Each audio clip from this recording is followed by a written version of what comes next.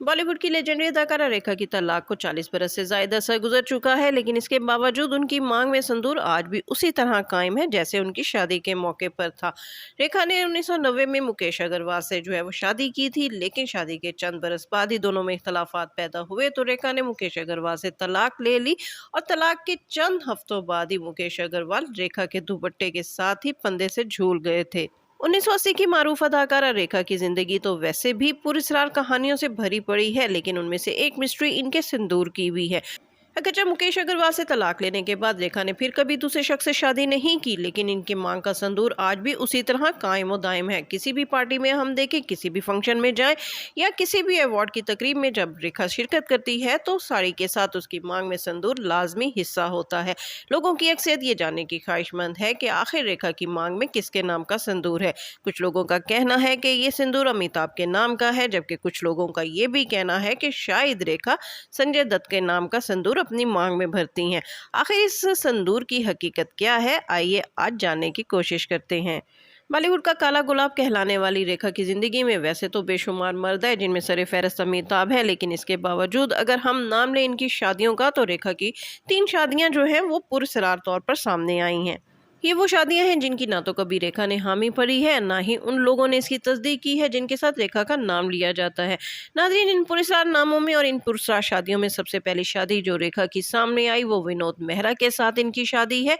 विनोद मेहरा के साथ रेखा की शादी के हवाले से बॉलीवुड में काफी चर्चे रहे और कहा जाता है कि रेखा ने विनोद मेहरा के साथ खुफिया शादी कर ली थी, लेकिन ये शादी उनकी वालदा ने कबूल नहीं की थी। और शादी के बाद जब विनोद मेहरा रेखा को मिलवाने के लिए अपनी मां के पास गए तो उनकी मां झाड़ू लेकर रेखा के पीछे दौड़ पड़ी और जूते से उनकी पिटाई भी कर डाली थी। इसके बाद रेखा ने विनोद मेहरा से तलाक ले ली थी। विनोद मेहरा से खुफिया शादी और तलाक के बाद इनकी दूसरी खुफिया शादी का जिसके साथ नाम लिया गया वो थे मारूफ अदाकार संजय दत्त। जी हाँ, रेखा ने 1984 में संजय दत्त के साथ जमीन आसमान नामी एक फिल्म में काम किया था और इस फिल्म में शूटिंग के दौरान इन दोनों की केमिस्ट्री इस कदर अच्छी हुई कि दोनों एक दूसरे के करीब आए और ये कहा जाने लगा कि रेखा ने संजय दत्त के साथ खुफिया शादी कर ली है। इन अफवाहों ने इस कदर जोर पकड़ लिया था कि लोग इनको वाकई मियां बीवी समझने लगे थे, लेकिन नरगिस और सुनील दत्त की जो डांट के बाद संजय दत्त को आखिर एक बहुत बड़ा स्टेटमेंट देना पड़ा था और संजय दत्त ने सरकारी सतह पर आकर टीवी और मीडिया के सामने इस बात को डिनाई किया कि उनकी रेखा के साथ किसी किस्म की कोई शादी नहीं हुई। संजय दत्त की डिनाई के बाद इस अफवाह ने अगरचे दम तोड़ दिया और उसके बाद रेखा का नाम जिस शख्सियत के साथ लिया गया वो आज भी कायम है। जी नाज़रीन, हम बात कर रहे हैं अमिताभ बच्चन की। 1980 की दहाई में रेखा और अमिताभ की लव स्टोरी के इस कदर चर्चे हुए कि लोगों ने ये कहना शुरू कर दिया कि अमिताभ बच्चन ने रेखा के साथ खुफिया शादी कर ली है। इस खुफिया शादी की अफवाहों को उस वक्त मजीद तकवीत मिली जब 1980 में रेखा नीतू सिंह और ऋषि कपूर की शादी में सफेद साड़ी पहने अपनी मांग में संदूर भरकर चली गईं। ऋषि कपूर और नीतू सिंह की शादी में रेखा की इस धमाकेदार एंट्री ने जहां तकरीब को 4 चांद लगाए, वहीं पूरी बॉलीवुड इंडस्ट्री में ये खबर आग की तरह फैल गई कि रेखा ने अमिताभ के साथ खुफिया शादी कर ली है। इस शादी में अगरचे दूल्हा दुल्हन तो ऋषि कपूर और नीतू सिंह थे, लेकिन लोगों की तवज्जो का मरकज जो थी वो रेखा थी। रेखा की तरफ हर नजर जो है वो उठ रही थी और उनकी मांग का संदूर सबकी तवज्जो का मरकज बना हुआ था। इस तकरीब में जिया बच्चन भी अपने सास ससुर के साथ मौजूद थी और रेखा की मांग का ये संदूर उनको खाए जा रहा था, क्योंकि ये वो दौर था जब रेखा और अमिताभ की मोहब्बत के हर तरफ चर्चे थे और जिया बच्चन ने अमिताभ को रेखा के साथ किसी किस्म की फिल्म में काम करने से मना कर दिया था।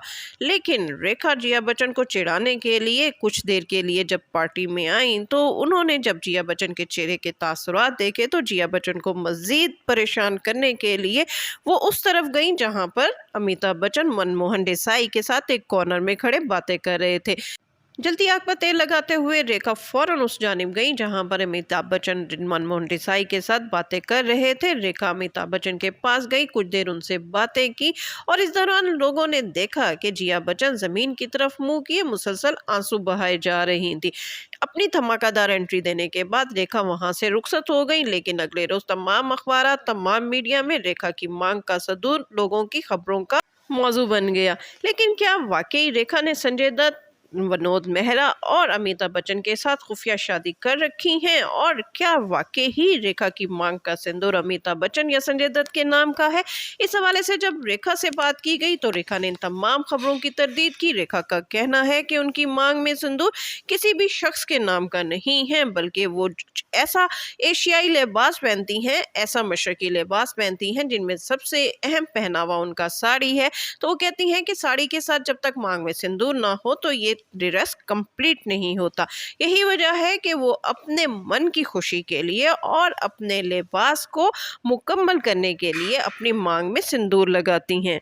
जी नाज़रीन, ये थी वो मिस्ट्री जो रेखा की मांग के सिंदूर के हवाले से लोग जानने के ख्वाहिशमंद थे। इसके साथ ही शगुफ्ता अपलोड को इजाज़त दीजिए। वीडियो पसंद आए तो उसको लाइक कीजिए, शेयर कीजिए और मेरा चैनल लाजमी सब्सक्राइब कीजिए।